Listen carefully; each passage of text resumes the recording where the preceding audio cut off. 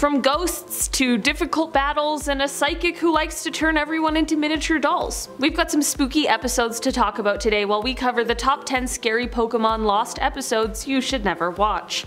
Starting off in our number 10 spot, we have Abra and the Psychic Showdown. This is the first episode in a group of 3 that is often cited as the focal point of horror across the entire series, which definitely is saying something.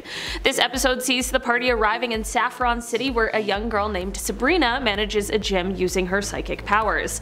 Ash of course challenges her, and if he defeats her, he can earn a gold badge, but Sabrina accepts on the condition that if she wins, they have to be her friends. The battle begins, but unfortunately Pikachu is no match for Sabrina's Abra, who evolves into a Kadabra and ends up beating Pikachu until Ash forfeits. This of course means that Sabrina gets her condition and she chooses to shrink them all down and to put them in a tiny toy house. Sabrina has another self, like a puppet self, which is still normal sized, and it towers over the building and tries to crush all the doll sized people with this giant ball. It's really weird and really creepy. In our number 9 spot today we have Haunter vs Kadabra. So on the last one I explained that it was the first of a series of 3 episodes. We are skipping the second because it isn't that creepy, and now we have the third. Basically in this episode Ash is still determined to win the gold badge and defeat Sabrina. The two of them are face to face again when suddenly Ash's ghost Pokemon, the thing he felt like he really needed, is nowhere to be found. This leads to him feeling humiliated and leaving the gym, but Brock and Misty are left behind, and as a result, what does Sabrina do? Well, of course, she turns them into little dolls again, which renders them completely helpless. It's the same sort of energy as the first, just really creepy and helpless. The episode definitely was leaving people on the edge of their seats. In our number 8 spot today we have the Ghost of Maiden's Peak. In this episode, Ash, Brock, and Misty all travel to Maiden's Peak, and it is here that they learn about a maiden who lived about 2,000 years ago. Sadly, her love went off to war, and she has been waiting for his return ever since. That alone is so terribly sad, but eventually, after years and years of waiting, she ended up turning to stone. Every year during this season, the ghost of the woman steals the spirit of a young man, and during this episode, Brock and James seem to be the targets. It is said that the entire tone of this episode is quite dark and grim, and it leaves us wanting to know the answers to what this ghost is really after and what her true identity really is. In our number 7 spot today we have Pikachu and Pikyu. This is an episode that ended up finding itself banned in Japan. Rather than because of the actual content of the episode, it was actually because of someone who was the narrator of this short. Sakai Noriko was arrested in 2009 and later convicted from the charges, and because of this, the short was banned. Since this incident, it hasn't been rerun or released on any sort of home video or video on demand type situation in Japan. In fact, the Pikachu the Movie Premium box from 1998 to 2010, it was the only theatrical Pikachu short to be excluded, so doesn't seem like this one will be one that really ever gets played or recognized again. In our number 6 spot today we have Ghoul Days.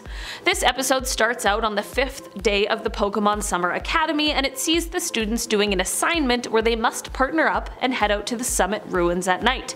Of course, this means that there's bound to be ghosts and such, which already sets the episode up for a spooky time, but the spookiest part of the entire episode comes in the form of Conway's partner.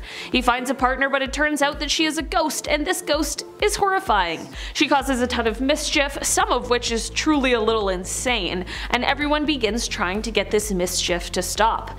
A Dusknoir tries to help with this, but in the end everyone is afraid of the Dusknoir. It's just chaos and it's creepy. The ghost tries to pull people into the underworld, but the Dusknoir ends up saving the day, and in the end we don't really ever find out who that ghost girl was or why she wanted to drag them into the underworld with her. In our number 5 spot today we have Seeking Shelter from the Storm. This episode sees the heroes and Team Rocket seeking shelter from a terrible storm inside of an old abandoned mansion. When they begin to explore the house, they firstly are terrified and are convinced that the mansion is haunted, but when they run into a mysterious being with glowing red eyes, they get even more freaked out. They come to find that this being is an Esper and it's keeping them from leaving.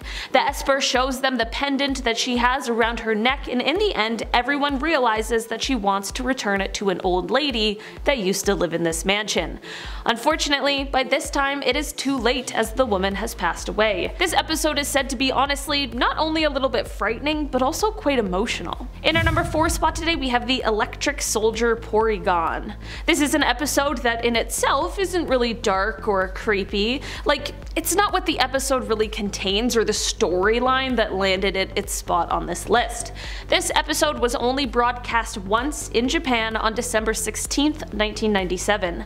The episode has a scene in it where Pikachu uses a thunderbolt on a missile which goes on to produce these flashing strobe lights. Of course, this proved to be problematic for hundreds of those who were watching the episode, as that strobe effect can be seriously harmful to certain people, especially those with epilepsy. Many of those watching this episode unfortunately went on to have seizures or just general feelings of sickness, and as a result, it saw many of them attending nearby hospitals. It is said that this was the only time the episode aired, either in or out of Japan. In our number 3 spot today we have Sandshrews Locker. This episode starts out with Ash and Co. on their way to Hearthome City when they are approached by Myra, who is friendly and offers them a shortcut. All they need to do is use her Abra to teleport there. They accept the offer, but things go awry when they realize that they have instead been teleported to the top of a dam. Myra apologizes, but since they're already there, she asks for their help in finding a piece of lost jewelry that was an heirloom that she says has been lost in the lake behind the dam. They agree to help her, and Myra leads them on a dive into the lake, and this is when they find a submerged town. Here, this is where they encounter an angry Gyarados, which forces them to sort of draw back, and then they confront Myra and ask her to tell them what's really going on.